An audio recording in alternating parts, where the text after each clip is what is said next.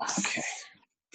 So just to give you all a little bit of context before we move on, hopefully by now you all know where the university is. We're just over an hour outside of central London on the south coast. We have a population in the city of just over 200,000 people. And out of that 200,000, we have 23,000 students, of which 4,000 are international students from over 130 different countries. And we're very proud of our institution in our city. The Economist, for example, had us at #1 for boosting graduate salaries in the UK. And also last year we were awarded TEF Gold, which is a teaching excellence framework. So a lot of our students and parents alike, when they're coming to university abroad, they were asking about the rankings. Obviously, we've all heard of the rankings. But they're all very research focused. So people have gone to the government and asked about the teaching quality, the student satisfaction, and they wanted to put it into 3 categories, so gold, silver and bronze. And essentially that the teaching quality was assessed in addition to the student satisfaction. And the University of Portsmouth was one of few universities on the south coast to be awarded the gold recognition, compared with some of our Russell Group and traditional red brick universities not receiving the same award. So that's something we're very proud of as well. As you know, Portsmouth, we have a lot of history associated with the city. The home of Charles Dickens, for example. We have Old Portsmouth with the lovely cobbled streets, the small picturesque houses, but with the university and its rapid growth in the last decade, it's now a very modern centre as well. You can see in the middle of your screens the Spinnaker Tower, and at the bottom we have Gunwharf Quays with lots of bars, stores, restaurants, which is within walking distance for our students on campus, but also it gives them an opportunity to find part-time work as well to do alongside their studies. We've got 5 faculties at the university, which contain 27 academic departments. Today, we're going to be with colleagues from the Creative and Cultural Industries department, talking about our fashion course. Something we try and focus on is building in the practical aspects to all of our courses, but we also have an on-campus employability centre, where we train students in interview skills, develop their CVs. We also have a service called Going Global, which is the 4th point there on the slide. This is an online resource, and it has over 16 million graduate jobs. So this is a way we support our students and graduates, not only in the UK while you're a student, but up to 5 years after graduation as well. All of our students are guaranteed a room on campus in one of our buildings. And Portsmouth is a city centre campus, so all of our buildings are integrated. As I said, you can usually get from point A to point B within 5 to 10 minutes walking distance. Now, prices tend to be, on average, around 30% cheaper to what you would find living in central London. So that bottom point there. Halls prices per week are ranging from £95 to £158. Okay, so that's all from me for now. I'll pass it to Noemi to tell you a little bit about ICP. Hi everyone. So the aim of this webinar really is to talk about the pathway and the university courses in fashion. So I'm going to just give a few points about ICP and the pathway we have specifically fashion course before we hand over to Rachel, who will talk in more details about the fashion course, and then some of our students who will talk about what they've been doing and their experience here in Portsmouth. So for those who are not as familiar with ICP, so we've been established since 2009. So we're the embedded college to the University of Portsmouth. We currently have a 97% progression rate. And we have over 2,000 students who progress onto the University of Portsmouth courses.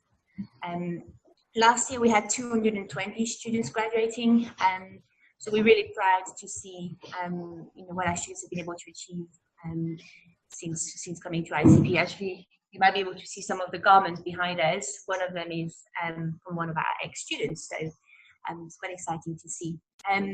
We've got dedicated support for our students. We've got a student services team that is here for our students. We've got an emergency phone number that is the students can reach 24 hours. So we really do make sure the support given to the students from the start of their Portsmouth journey is the best it can be. We are aware that a lot of the students who join our courses are a little bit younger, so that's why we are keen to make sure they get the right support from day one. We also have the flexibility of having 3 intakes a year, so the September, January and June intakes. For the fashion courses, it will be September and January intake. And since we've started, we've had over 50 different nationalities join us onto the courses here. So again, very truly global university. A little bit more detail about the pathway itself. So we have got the foundation course that leads on to the first year degree here at the University of Portsmouth. The foundation course, one of the key aspects of the entry requirements is that we do not need a portfolio. The students will be building their portfolio during the foundation. You can see at the bottom left of the slide, some of the modules that the students will study when they're with us include the design concept, portfolio development 1 and 2, so during the first and second semester, new media and digital culture. So the modules are really tailored for the students coming into this particular faculty. So the foundation, in terms of entry requirements, we normally ask for the equivalent to 5 GCSEs, and then obviously depending on the countries, all the requirements are listed on our website. And the foundation fees are £12,400 for the year. And on the next slide, we've got a couple of our students just sharing some of their experience at ICP and just pointing out the fact that some of the things that really mean a lot to our students is how close it is to many cities in the UK, especially London, but also the location on the coast is also very appealing to our students. And the students feel really part of the university from the start, so they feel like they are being given all the skills they need to really be successful in Portsmouth. So we just have a few contact points here for you if you want to contact, contact us in the ICP details as well. Most of you would have them. So what we will do now is we will pass on to Rachel so she can talk about the course. Yeah. As mentioned, could I ask you to please not annotate on the screen as we're doing this? Thank you. Yeah, we're just going to remove the design we're getting on the screen right now.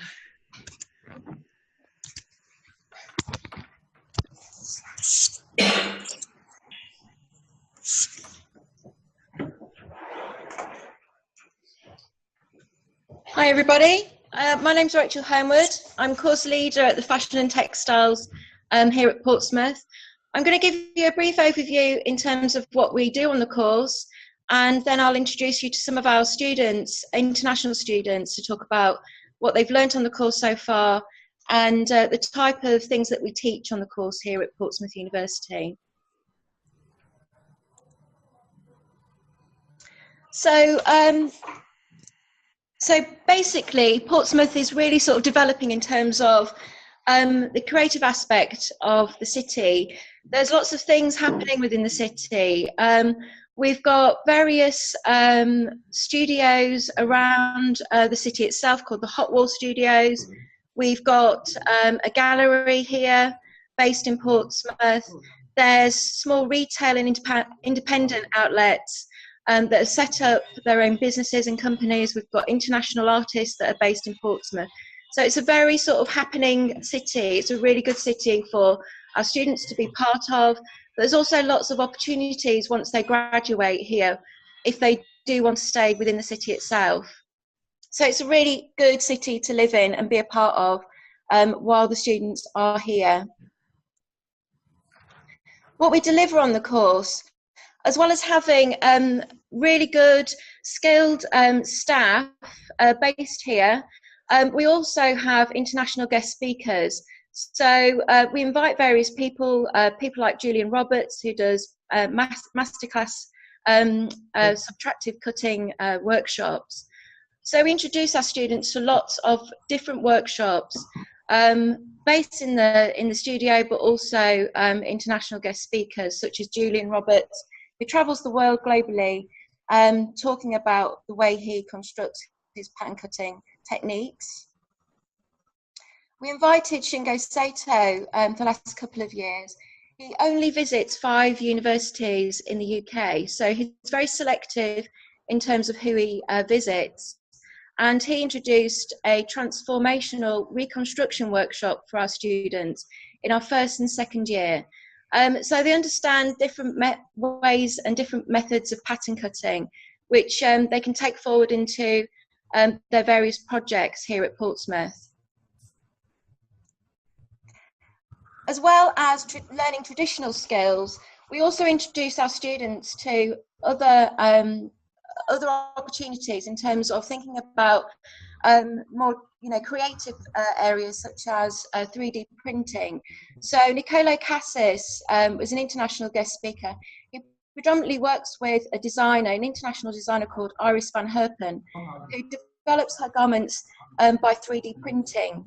So it's showing and exploring how those sort of techniques and introducing those techniques to our students at this stage of their studies.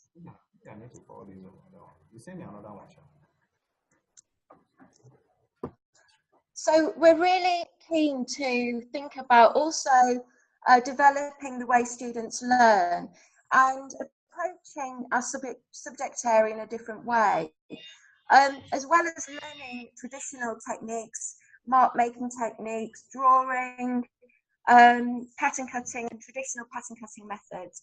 We also show our students lots of different ways in which they can develop their work. So we do lots of different workshops, really expanding the way they're processing their ideas. So we've also started to look at virtual drawing, so using the Google Tilt brush.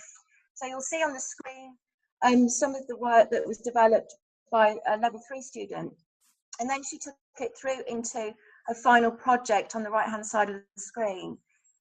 So she 3D printed her textiles and then applied those textiles onto her garments.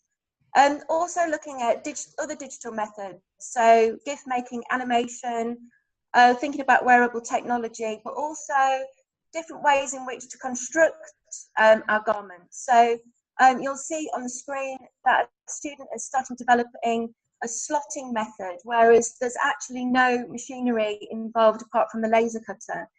So not stitching at the seams, but slotting them, so you can use them in a different way and develop multifunctional garments.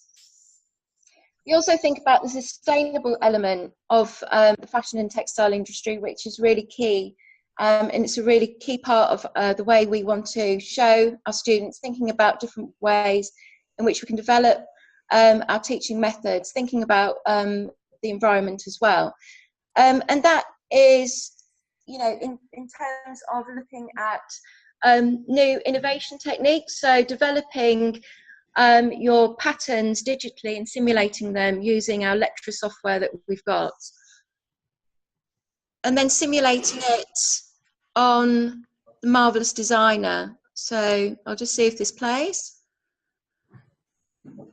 So this eradicates the developing of lots of toiling. So you do not use the toiling process during this stage. It's really developed through the digital pattern cutting methods that we use here.